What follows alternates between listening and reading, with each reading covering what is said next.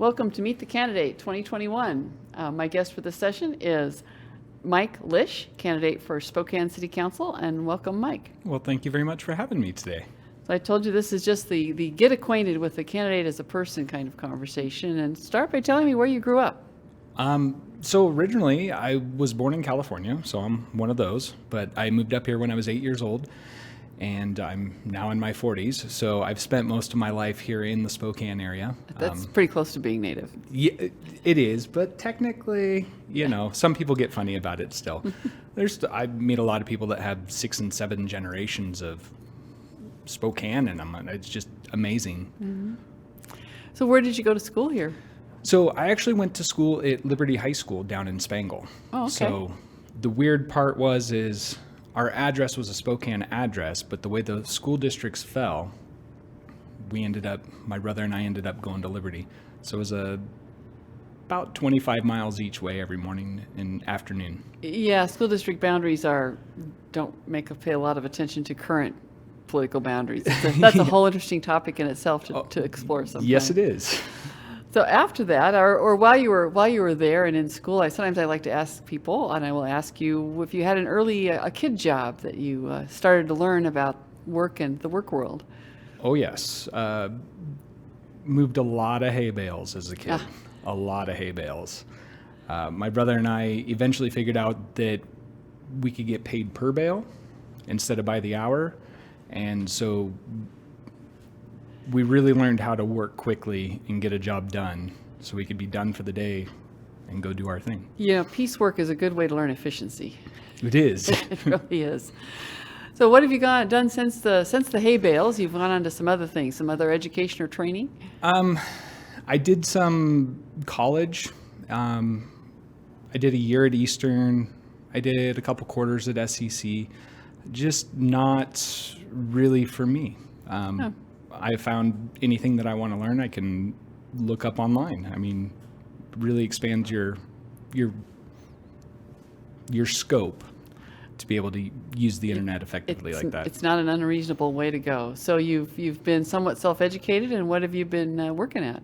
I've been working at Delicious Hamburgers for since '98. I don't know how many years that is off the top of my head. Well, yeah, and that's your own business that you started. It was my mom, my dad, and my dad's best friend that started it in '98. And that was the year I graduated high school. So we opened in December. So I was going to Eastern and I was working part-time there my first year of college. I did my education thing. I tried selling cars for a while. I couldn't do it. I've thought about doing other things too. I always tend to come back to the restaurant. It's just, it fits me really well. I get to do a lot of different things, work with a lot of different people. When the dining room's open and you're taking orders, there's so many different people you get to interact with. Yeah, so you're helping run the family business then? Yes. Okay. My dad passed away in '08 in an ATV accident. At that point in time, I took over for the family and have been running it since then. Okay. Well, I know that the restaurant business in particular and small business can keep someone really busy. Have you had a chance to do any kind of travel and exploration? A little bit, not as much as we would like. Actually, my wife and I were talking about doing some traveling during COVID, but COVID happened. So we haven't really had an opportunity to do as much traveling as we'd like. But we get our time away, and we have a lot of family in the West. So sometimes we go down to California to visit or to Montana. We've only been out of the country a handful of times. Anything that you learned from that handful of times that you've kind of carried with you? Yeah, we've got it great here. Okay, well, that's a good observation.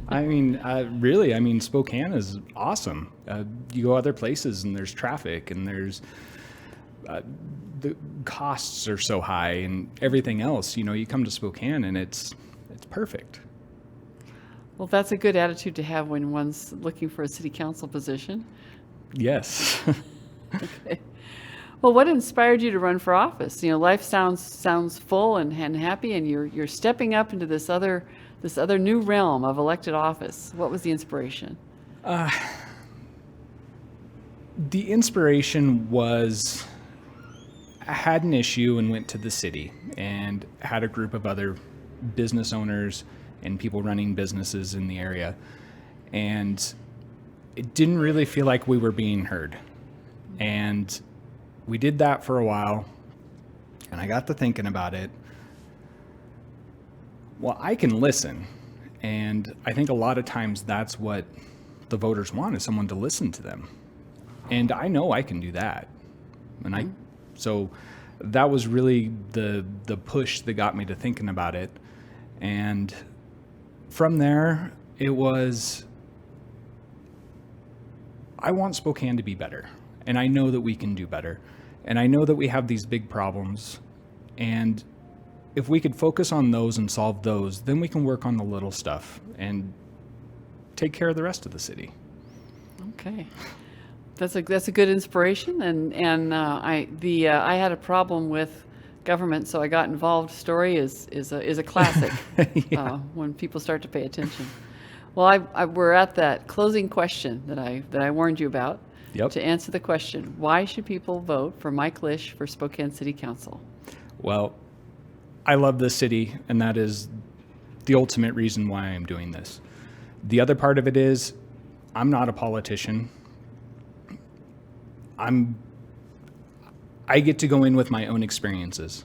I get to go in with the experience of running a small business in our city and seeing the effects that stuff decided on a city level affects everybody.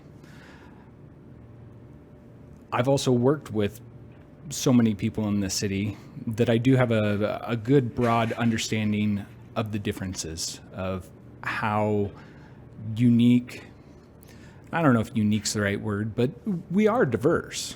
Mm-hmm. I think we'd all like to see more diversity, but there is a big diversity in Spokane, and I've worked with them all.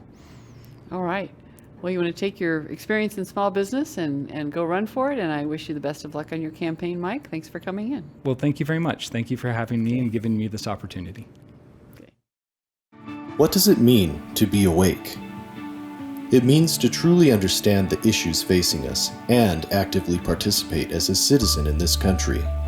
One way you can do that is by voting your values based on the Word of God. We believe We Vote has done the research and provides you the information you need to make an informed decision on which candidates will champion our values and work for us. Now is the time to rise up, get involved, and vote. WeBelieveWeVote.com. Hello, Spokane. This is Governor Mike Huckabee. I'm going to be speaking at We Believe, We Vote's October 2nd fundraiser. It's more important than ever for Christians to come together and to vote. I'm looking forward to seeing you on October the 2nd of this year. For tickets to the event, go to WeBelieveWeVote.com.